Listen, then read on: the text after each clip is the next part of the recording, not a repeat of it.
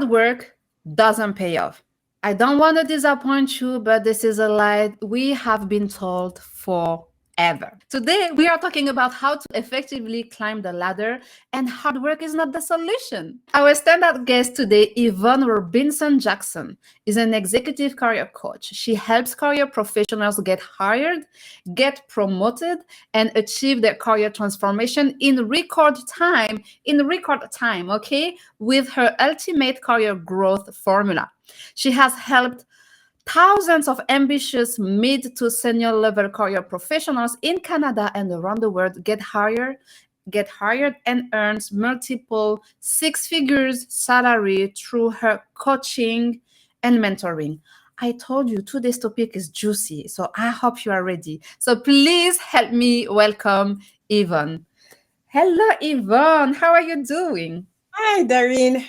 How are you? I'm so happy to be here with you. Thank you for being here with us today. I love the work that you do. And what I appreciate, I admire a lot about you is that you are effective. You get results for the people you work with. And you are just like, you do it with your heart. And I can say so because that's what you did with me. And I want to thank you and I'm grateful for it. So climbing the ladder is a topic that is burning, right, for men and women, and it is even more challenging for us women, even more for women of color, right? So to ensure that we all start with the same base, on the same line, what does the ladder is? When we say climb the ladder, what are we referring to? So when you're talking about the ladder, you're talking about the steps that you're taking to grow your career. And I don't think of it as a ladder. It's more like a staircase. You know, a ladder, you go straight up, and if you make a wrong step, you fall right back to the ground. True.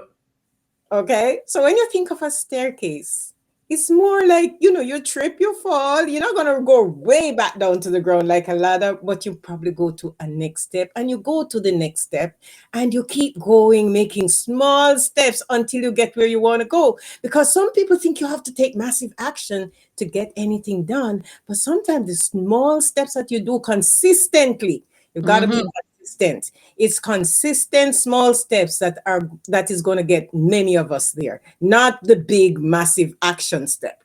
Small actionable steps going to take us there.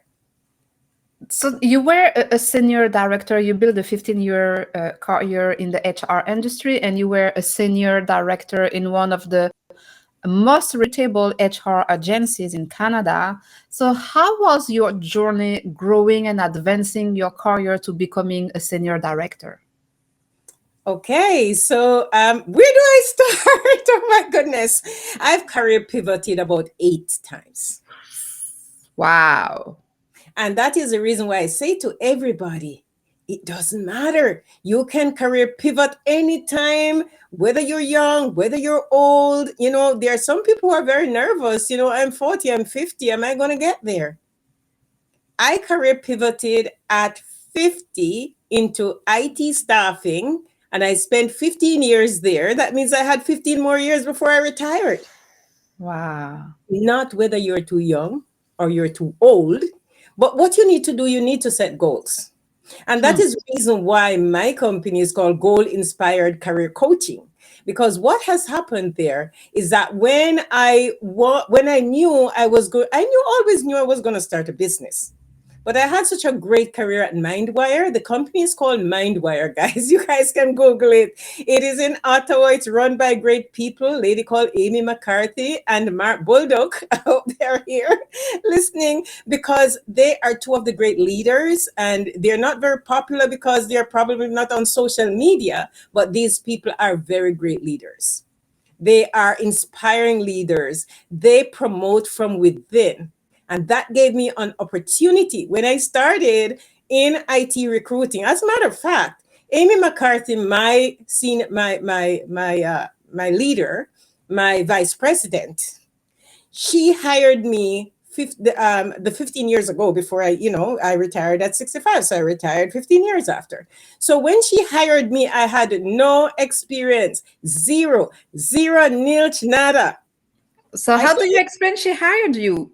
I told you I'm good for career professionals because So I've tell done it all. us. I've seen it We all. want to know. How come you got hired for a great position you had zero experience in? And I think it's important to talk about it because oftentimes, and especially for us women, we hold ourselves back from pivoting or from applying to roles because we feel like we don't qualify 100%. And there are studies out there that says that when women they don't qualify 100%, they don't apply for a role. When actually for men it's different. They will look at 40% of qualification and then they will apply if they feel like they fit 40%. So why is that we feel like we need to have 100% of the requirement? And what did you do to show up with 0% of the Okay, requirement so I and got the job?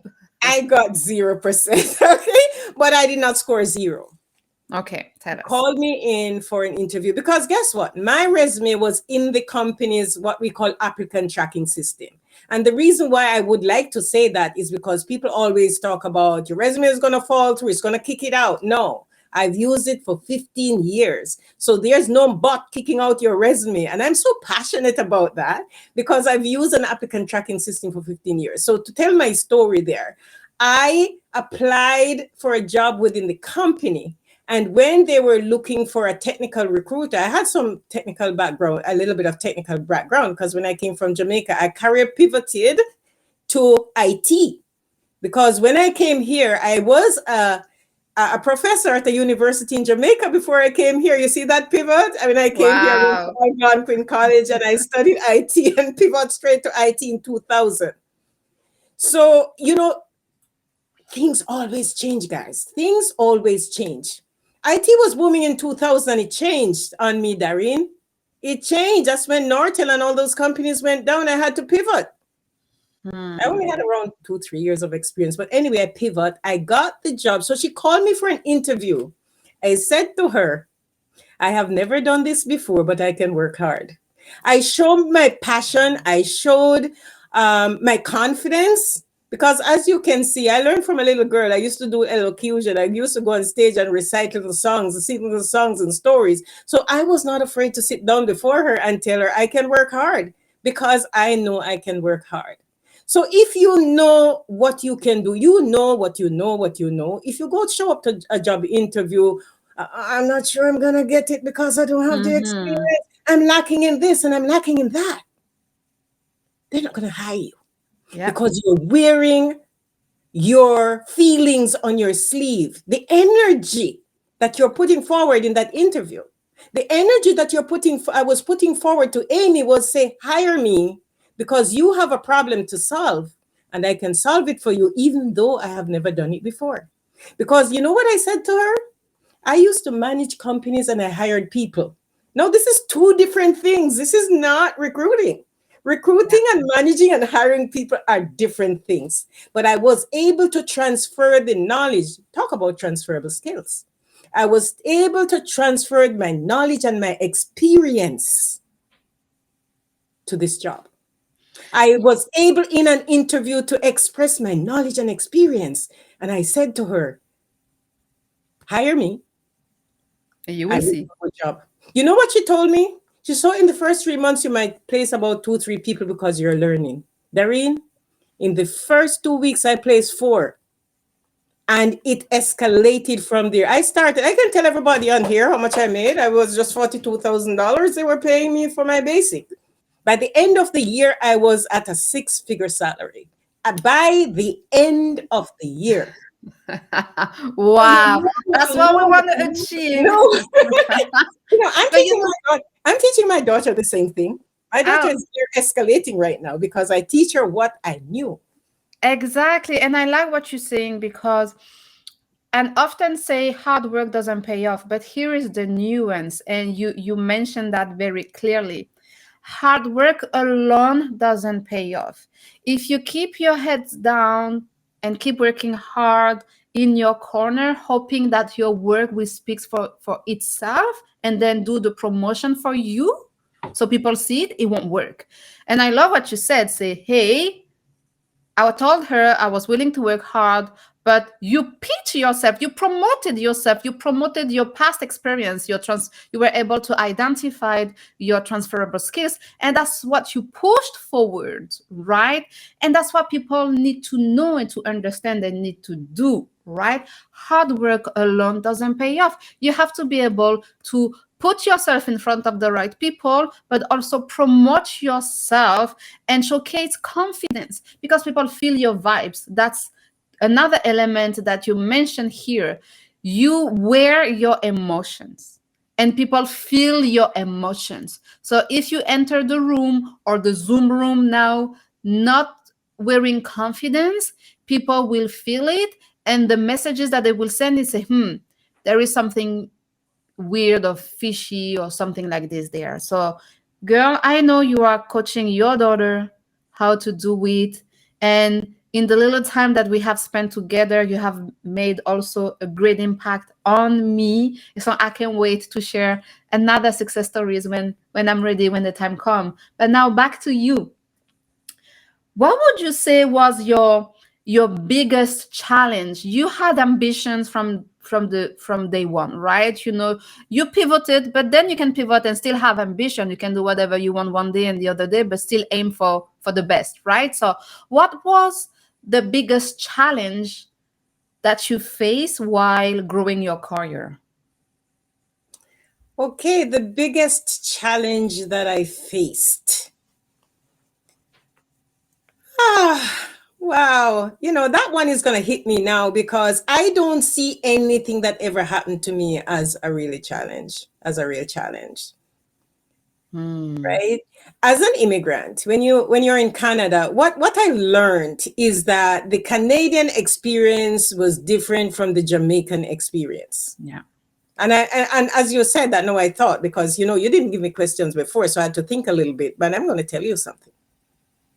What immigrants need to know, and if there's any immigrant right here, right now, you're going to a foreign country, they're not just going to hire in management right away. And a lot of people complain. Sometimes you have to start again. You have to start over from the ground up. But because you have the experience and everything, you're going to escalate.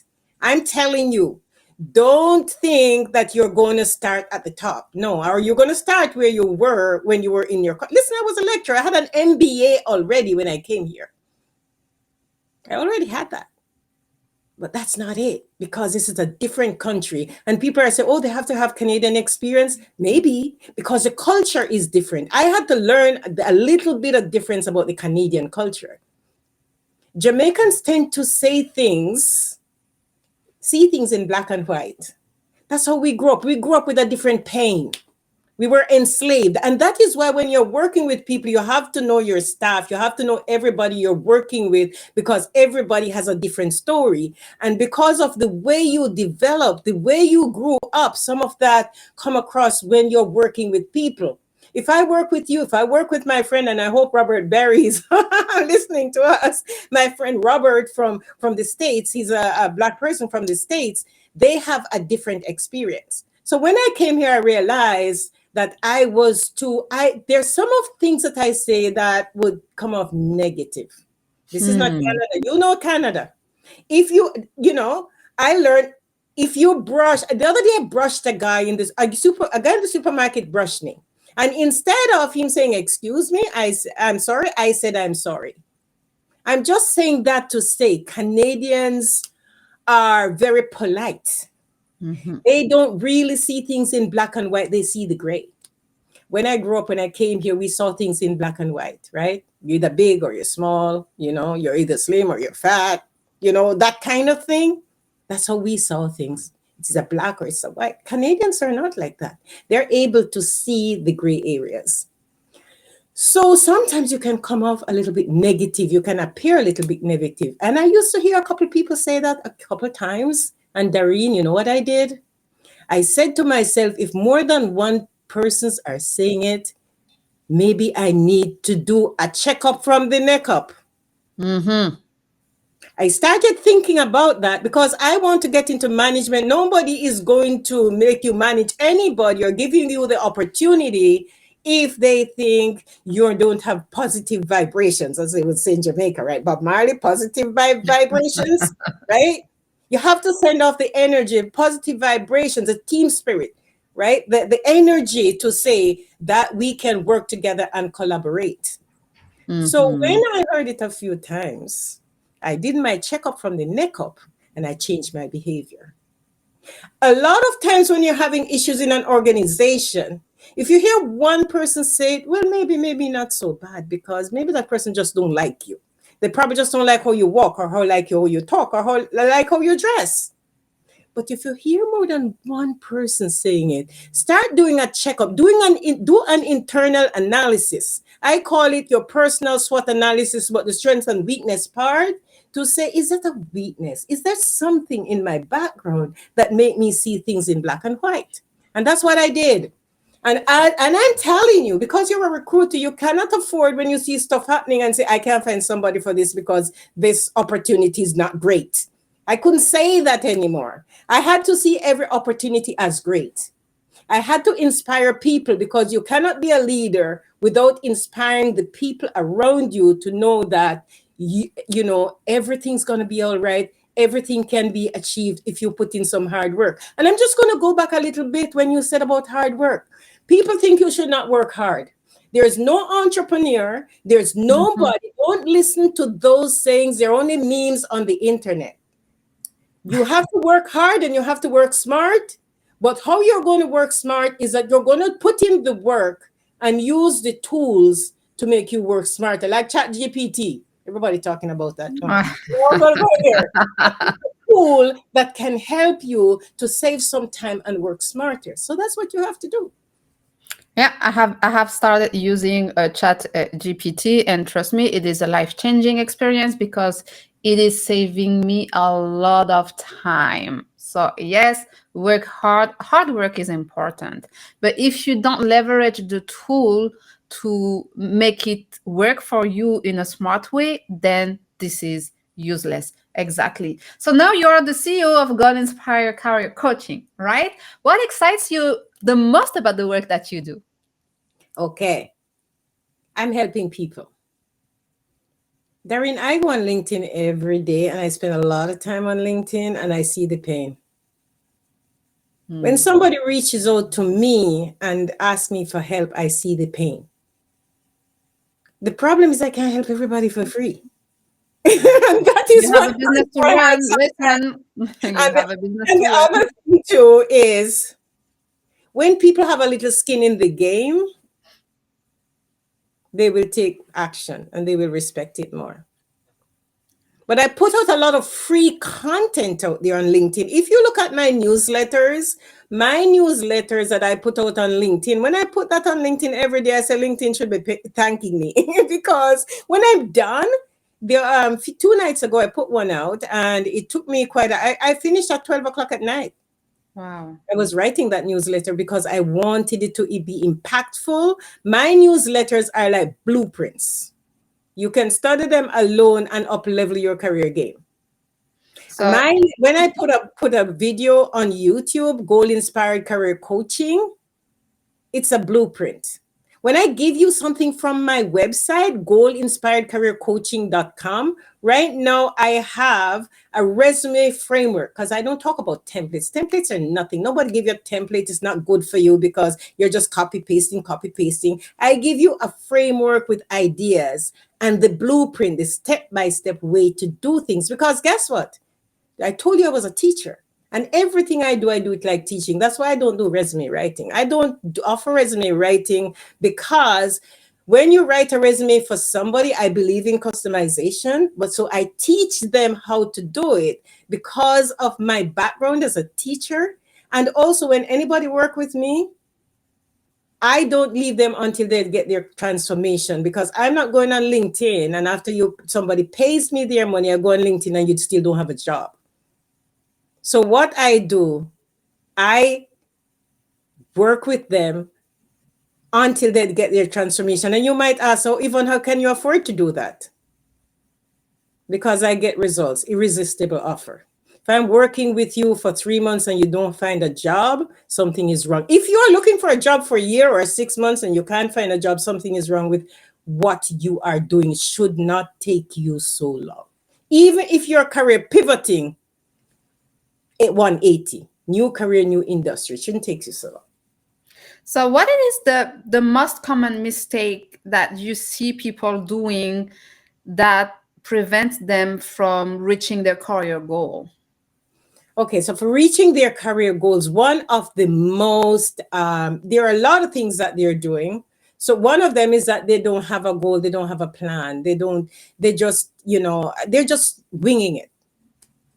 That means if you don't know where you're going, any road can take you there and it's not going to take you there fast. If you don't decide that this is what I want in my career, you might say, I want to be a scientist doing X, Y, and Z, right? You might not do that exact same thing, but because you're following a path, where your activities and your energy flows, that's where your story is going to go. So you have to be intentional about what I want in life, right? When I was already in recruiting, IT recruiting, right? But I knew I wanted more. So you know what I did in my organization? I was helping people. I was helping writing because, of course, I'm using my transferable skills. I know how to write curriculum. I know how to write, work instructions. So I used that and I was writing the work instructions for the recruiters to follow when they hire new people. So if I'm giving you something, what is the problem that the company has to solve?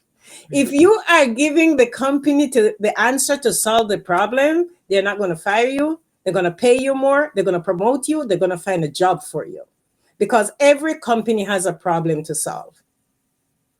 I don't even know if I'm answering your question because I'm just keep talking. No, you are, and I'm listening with attention. And actually, that took me back to the conversation. That took me back to the conversation we were having just before the show, where we were talking about mentorship and the importance of mentorship in helping you, get into senior roles.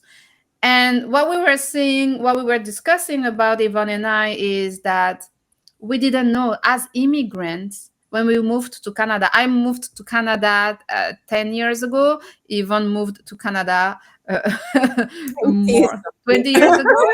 And so we were talking about, being an immigrant. And when you are an immigrant in a country, like you are so focused on finding a job, paying the bills, and trying to understand how to build your life, right? Because you start from scratch, that you don't think, first of all, you don't know what you don't know. And mentorship, that's not something that was part of the conversation or the culture back home in my case. But then I moved to Canada and I'm focusing on trying to survive first, right? And then because you don't know what you don't know, and because you focus on building your life, you don't realize that there are information that you need to look for. You don't realize that there are people that you need to start networking with. I discovered networking when I moved to Canada. I even didn't know that was a thing, right? Because I moved here young.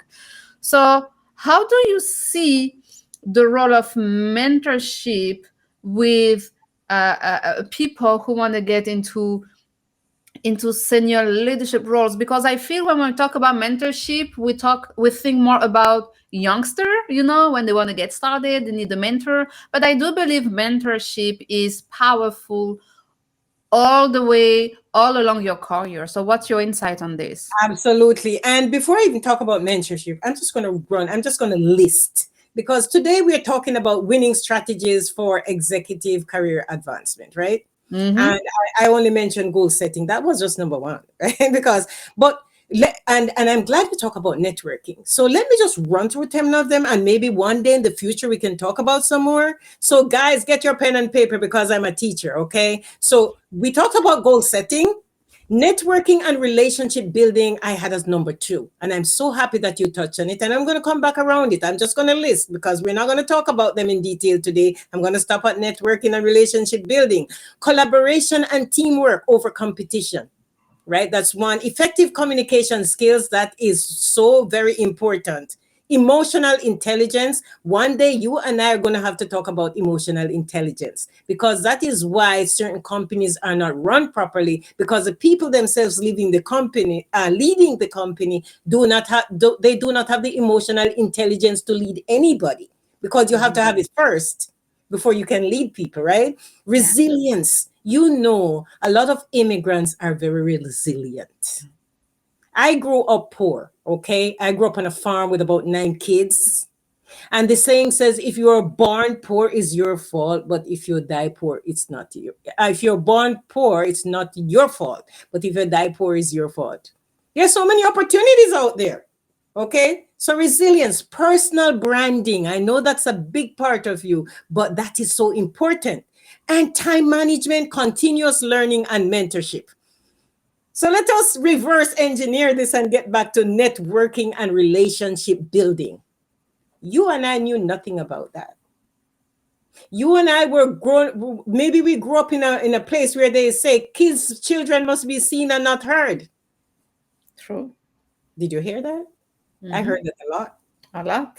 So by the time you come to a country like this, you are still feeling, because it's your lived experience, that children must be seen and not heard. Mm-hmm. And most Black people too, because I don't know, they used to tell us that go to the back. Mm-hmm. So when you go into an organization to work, you feel that you should still be in the back.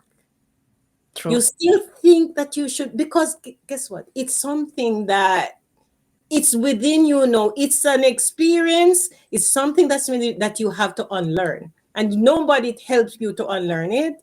And you don't realize that that's the reason why you're not speaking up at the office. You don't realize that's the reason why when you go to events, you can't even look into people's eyes. You don't realize that you should be putting up your hand for plum projects at work so that you can get promoted. You don't realize that you can ask for the promotion. You don't realize that you can negotiate your salary, and especially the fact that you're a woman and you were beaten down, and maybe you were in a relationship where your husband was telling you the things that, you're not good enough, or people when you were growing up telling you were not good enough. Collaboration and relationship building, networking and relationship building. Networking. We think networking is just going on LinkedIn, click with this, connect with that. If that's what you're doing on LinkedIn, that's not going to take you anywhere. That's You not need networking. to build relationship. And that is why even if those people who are on LinkedIn right now, what they need to do and know to do is know how to communicate. I teach people that I'm executives how to communicate on LinkedIn, how to get into the DMs and communicate, or look for the people who they would like to work with, or like-minded people to get opportunities. I tell them what to say, because not everybody knows what to say. This is not their zone of genius. It is mine. Mm-hmm. They have their zone of genius, their IT tech specialist or whatever, and building all these big businesses. But they do not know how to communicate to build a relationship on places like LinkedIn. True. That's And, very true. and guess what? I know that I could go on for a whole day with my TED Talk. So I'm going back over to I you. know. We're gonna organize. I'm sure we're gonna organize a series or something so we can talk more in depth about it. But then let's get back, and then we are going to conclude on this point. But let's get back maybe to the importance of mentorship when you are already in the workplace and that you are targeting senior leadership roles. How can you approach mentorship, and how do you get it done? Yes, okay. It's not easy. It's very difficult, because a coach is different from coaching, right? A mentor is somebody who's going to take you under their wings, somebody who's going to be prepared to take you under their wings. But you can do something. When you get into the organization, when you just start the job, the first thing that you should do, you should try to develop a good relationship with your boss, the person who's leading you. Try to develop relationships with people at your level, above you, and below you. Don't only think it's the persons above you, but within your level and below you. try to put your hand up. I said to my daughter, the first job she got after she got her PhD, thank God she got it 3 weeks after she got her PhD. She landed in a company, and I know that the last time she was looking for a job, it took her 1 day. Not one Wow. day, 1 hour, Wow. because she was already learning how to network and build the relationships. So when something happened, she knew who to call. Who you gonna call? Not the Ghostbuster, right? But you're going to call the people who you have been building the relationship with. So the mentorship within the organization is going to be a trusted person, somebody, and you can, when you go into the organization, try to build relationship. Every now and again, take somebody for coffee. Listen, you can take your boss for lunch and pay for it. Oh, that's a big one here. That's the first time I hear it, and I love the idea. And you know why you can do that?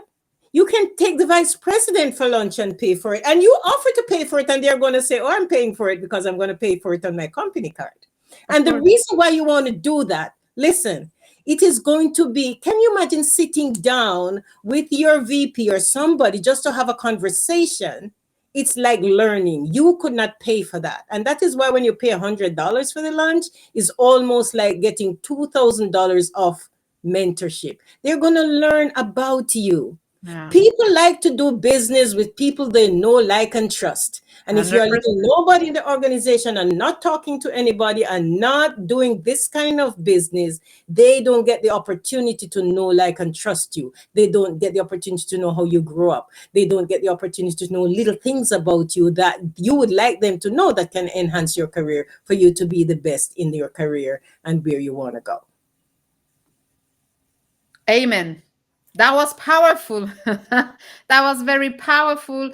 And I hope for those of you again watching the live, the replay, or listening to this episode, that you feel inspired and that you understand that it doesn't have to be massive actions or huge steps, but it has to be strategic in the little things that you do on a daily basis. And so even if you feel stuck in your career, and if you feel like you are not sure about what should be your next move or how you should approach it, Yvonne is clearly, definitely the person you want to get in touch to. So Yvonne, for the people who would like to get to know more about how you can help them, how can they can contact you? All right. This is very easy, guys. I'm digital. I have a digital business card.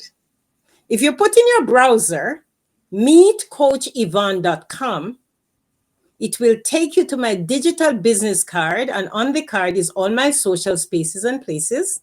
Click on it, send you everywhere, YouTube, LinkedIn, and everywhere. It has a link for my website. It has my email. So the best way to do it is give you my digital business card so you can know about me and check out where I teach, right? Mhm. And even on Clubhouse. I'm growing on Clubhouse. I have over 6,000 followers on Clubhouse right now, right? So I'm not only on LinkedIn and I have my YouTube, but if you go meetcoachyvonne.com, it's easier to remember than the name of my company, which is goalinspiredcareercoaching.com. You see how that is long? So I give you a quick way to get there. Meetcoachyvonne.com. meetcoachyvonne.com.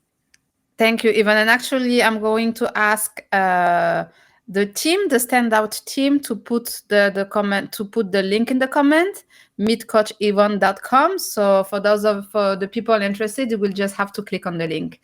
So Yvonne, wow, what a combo. Thank you so much for your time. Thank you so much for your generosity. We have learned a lot. Every time we talk, I learn so much from you. So thank you for that. And that's it. You stay safe. You take care. And for those of you, I will see you watching the Stand Up podcast. I will see you next week, Wednesday, for another live episode. So thank you, everyone. You take care and you stay safe. Bye bye, everyone.